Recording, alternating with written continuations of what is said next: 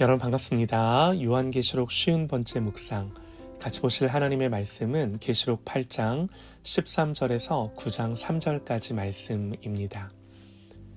내가 또 보고 들으니 공중에 날아가는 독수리가 큰 소리로 이르되 땅에 사는 자들에게 화가 있으리니 이는 새 천사들이 불어야 할 나팔 소리가 남아있음이로다 하더라. 다섯째 천사가 나팔을 불매 내가 보니 하늘에서 땅에 떨어진 별 하나가 있는데 그가 무저갱의 열쇠를 받았더라. 그가 무저갱을 여니 그 구멍에서 큰 화덕의 연기 같은 연기가 올라오매 해와 공기가 그 구멍의 연기로 말미암아 어두워지며 또 황충이 연기 가운데로부터 땅 위에 나오매 그들이 땅에 있는 전갈의 권세와 같은 권세를 받았더라. 아멘. 두려워할 필요가 없는 이유라는 제목으로 하나님의 말씀 듣겠습니다. 이제 5번째 나팔이 불릴 차례인데요. 독수리가 날아가면서 큰 소리로 화가 있을 거라고. 이런 말은 이제 임할 새 나팔의 심판의 가혹함과 끔찍함을 암시해 주는 거죠. 구약 성경에서 독수리는 임박한 심판을 상징하는데요. 하박국 선지자는 바벨론 군대의 공격을 마치 먹이를 움키려 하는 독수리의 나름과 같다고 그렇게 표현을 하기도 했죠. 자, 오늘 5번째 나팔 심판은 하늘에서 땅에 떨어진 별 하나로 시작을 합니다. 5번째 나팔이 불리자 별 하나가 땅에 떨어졌죠. 이 별은 문자적인 의미의 별은 아닙니다. 별로 상징될 만한 어떤 존재, 그런데 그 존재가 땅으로 떨어진 거예요. 그리고 여기서 이 별이 무저갱의 열쇠를 받았더라 그럽니다. 그래서 많은 학자들은 이런 말씀을 근거로 이 별을 인격적인 천상의 존재로 해석을 하면서 이런 별이 땅으로 떨어진 거예요. 그래서 구체적으로는 타락한 천사, 곧 사탄이나 그 사탄의 휘하에 있는 어떤 존재가 아니겠는가 생각을 합니다. 이 구절과 관련해서 유사한 성경의 표현들이 있는데요. 이사야 선지자는 바벨론의 왕을 가리켜 하늘에서 떨어진 계명성이다 그렇게 표현을 했죠. 이사야 14장 12절에 너 아침의 아들 계명성이여 어찌 그리 하늘에서 떨어졌으며 너 열국을 엎은 자여 어찌 그리 땅에 찍혔는고. 계명성은 우리말로는요 샛별, 이 새벽녘의 동쪽 하늘에서 가장 밝게 빛나는 별인 금성을 가리켜요. 이 말씀에서 떨어진 계명성은 1차적으로는 바벨론의 왕을 뜻하지만 넓은 의미로는 사탄으로 보기도 합니다. 또 예수님도 사탄이 하늘로부터 번개같이 땅에 떨어지는 것을 내가 보았다고 그렇게 말씀을 하셨죠. 뿐만 아니라 우리는 요한계시록 12장으로 가면 큰 용, 곧 옛뱀, 마귀라고도 하는 사탄이 땅으로 내쫓기는 것을 보게 됩니다. 그래서 오늘 본문에 있는 이 하늘에서 떨어진 별은 타락한 천사나 마귀 중 하나라고 보는 것이 일반적인 해석이에요. 여러분, 그럼에도 이게요, 우리가 정확히 모릅니다.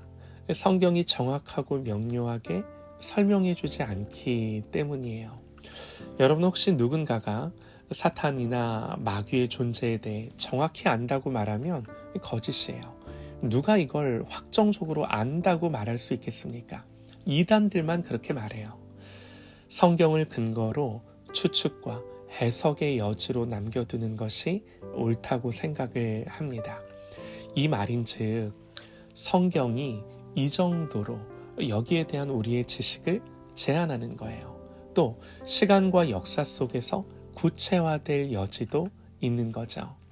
그렇다라는 건요, 지금은 다 알 필요도 없고 알 수도 없고, 그러나 성경은 우리가 알아야 할 것들, 구원에 대해서는 분명하고 정확하고 명료한 지식을 주죠. 자, 어쨌든 이 하늘에서 떨어진 별은 무저갱의 열쇠를 받고 이 무저갱을 열게 되는데요. 이제 그 존재가 무저갱을 열자 요한은 무저갱의 구멍에서 큰 화덕의 연기 같은 연기가 올라와 해와 공기를 어둡게 했다 그래요. 또 황충, 메뚜기 떼죠.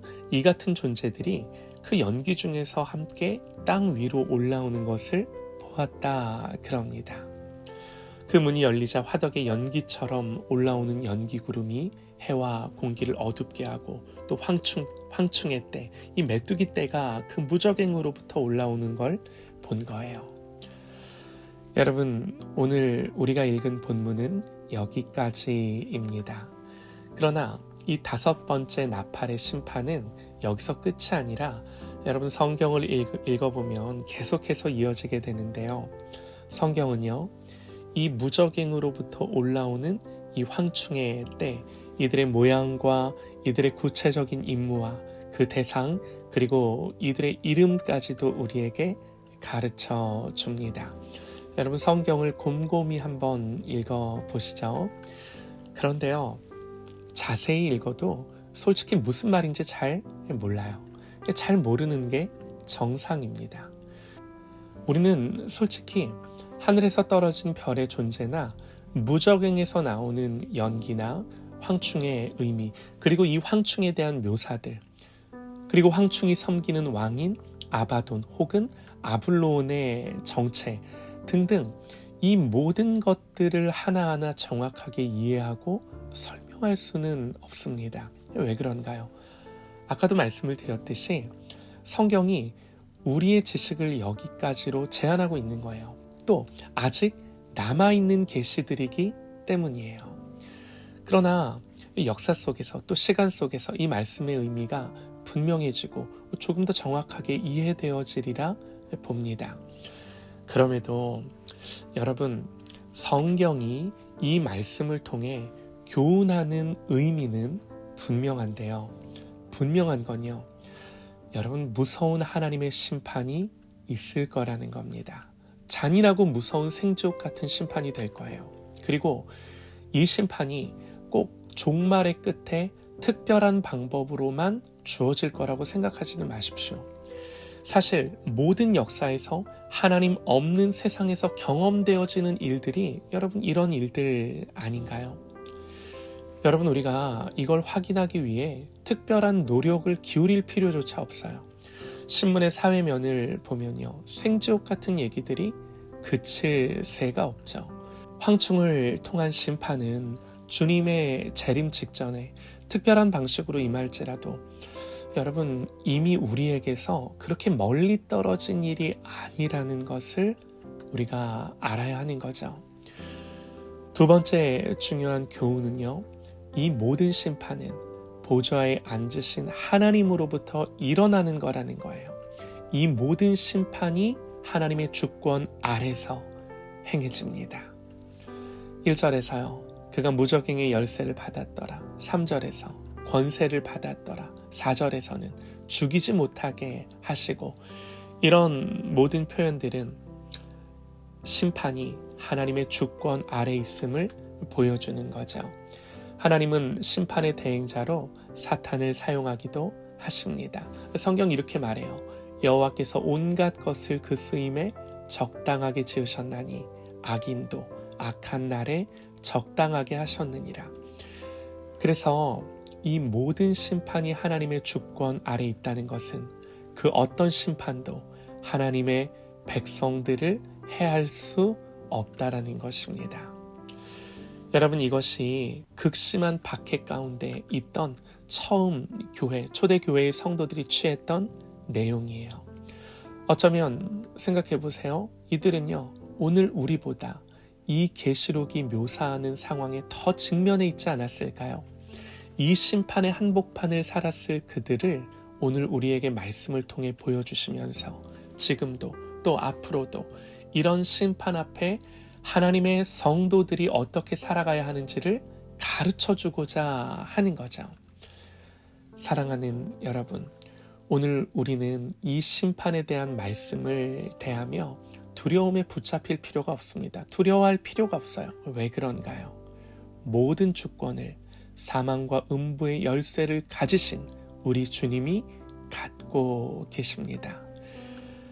그래서 어떤 환난 속에서도, 생지옥처럼 여겨지는 세상 속에서도 하나님은 자기 백성, 당신의 자녀들을 평안과 은혜로 붙들고 지키시겠다고 약속을 하십니다. 사랑하는 여러분, 이 약속을 믿고 그 은혜를 누리며 하나님을 찬송하고 예배하는 것으로 우리의 삶을 살아가는 저와 여러분 되시기를 간절히 소망합니다. 이것이 우리의 본분입니다.